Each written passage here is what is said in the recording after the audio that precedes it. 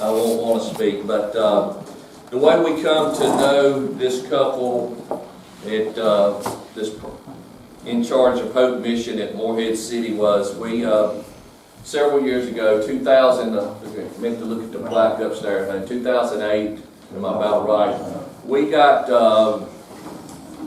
invited to take our young people down to Morehead City on a mission trip. I outfit out of Rocky Mount, put this on Youth on Missions, and we were going down. There were a lot of other churches. If you're part of our church, our church family, you've heard this more than one time, but if you're not part of our church family, you've never heard this story. We prepared our young people months in advance for what we were going down to do. We had our assignments, what we were going to do. When we hit the ground down there, we wouldn't know what we were going to do. We knew what to do. We were very well prepared, and that's just the way we did things. When we arrived at Morehead City, Larry Grooms, that was heading it all up, he approached the youth leaders and he said, I've got a situation. We had a church out of West Virginia that had to cancel. They're not coming, and I need for each one of you to furnish one young person to go and work just one day at the mission. And I had never met Larry prior to meeting him in Morehead City at First Baptist Morehead that night. I seen right quick we wasn't going to get along too good because I had been given an assignment, and our young people knew what their assignment was, and I wasn't about change. And he said, I've got to have one young person to go and work one morning at the soup kitchen. Well, I knew right then we were not going to get along because none of my youth group had ever worked in a soup kitchen.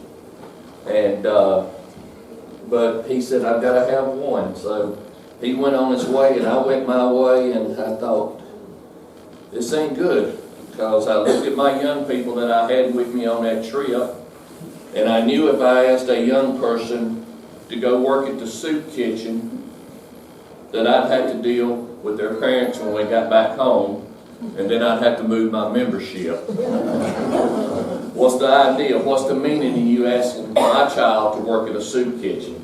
But so I surveyed what I had to work with there, and I didn't have a lot of choices. I grabbed a young lady there that was my daughter, and I said, you're going to the soup kitchen in the morning, and you're going to serve just that one morning at the soup kitchen. And she said, Dad, I'm not going to do that.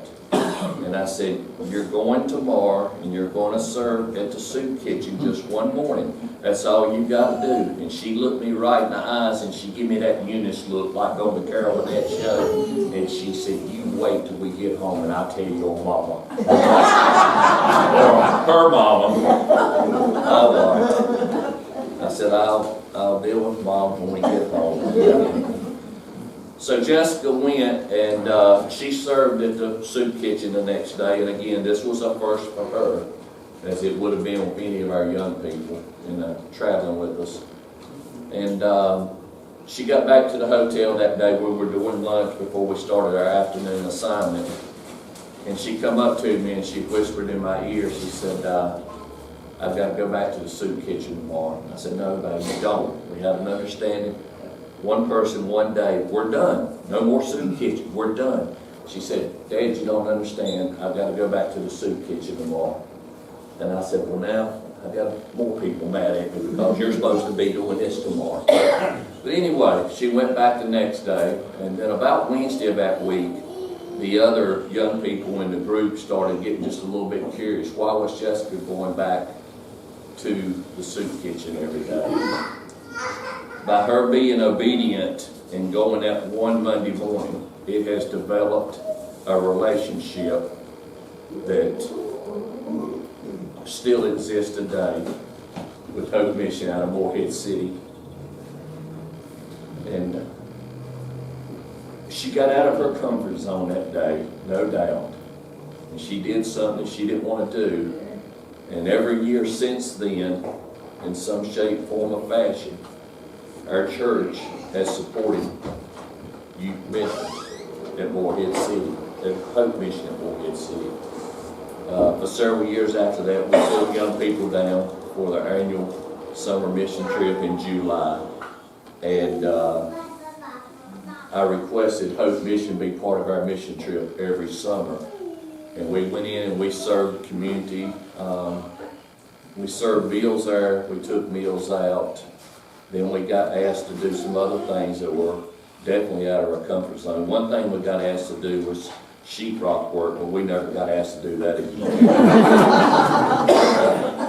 I assure you, the guy had lined up to go do sheetrock work, he had to back out at the last minute, and I couldn't get YouTube on my flip phone, so yeah, we didn't. But we served in our many summers with the youth, and then we transferred over to started doing bigger projects.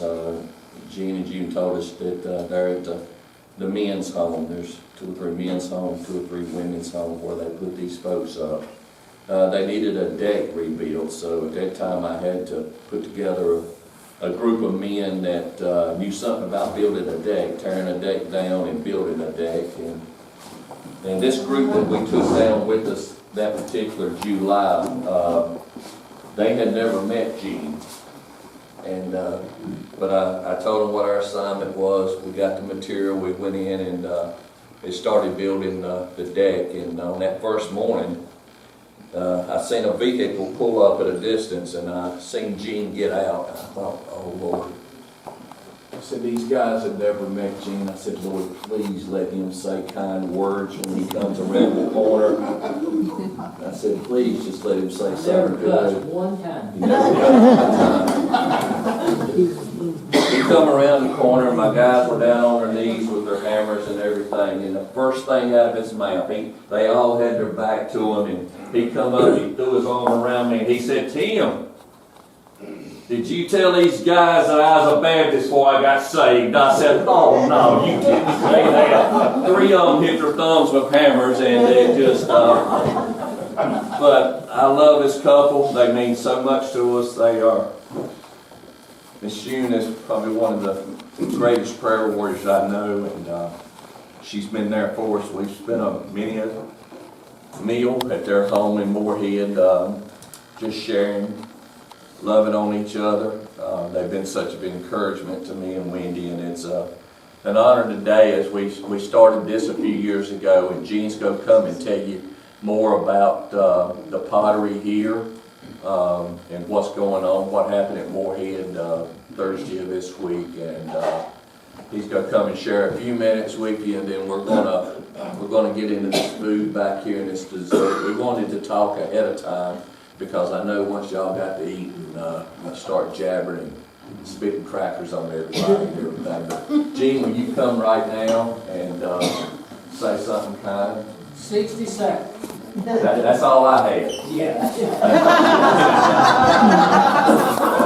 All right. Jim took us to some dive last night for supper. And I'm going to talk tomorrow, and I'm going to talk 60 seconds. And I said, you're a liar. You're going to hell. You're going to get on your knees and pray. From a soup kitchen to homeless services for men and women to 2 homes for that. We keep 12 men, about 9 women. Emergency financial assistance. We disperse $1,000 a week, paying power bills, water bills, gas bills for the working poor. To 80 Meals on Wheels for homebound seniors 6 days a week. To a soup kitchen that serves almost 180 meals a day. Over 200 volunteers every month that come into our organization that make everything happen. To recovery systems, 60 to 70 people who live in our properties, men and women that we bring out of 5 different county jails, 3 different prisons that live with us up to a year. And it can go on and on and on. We're about serving people. This is one of the events that we get to do. This is what's called Empty Bowls, and you've seen them.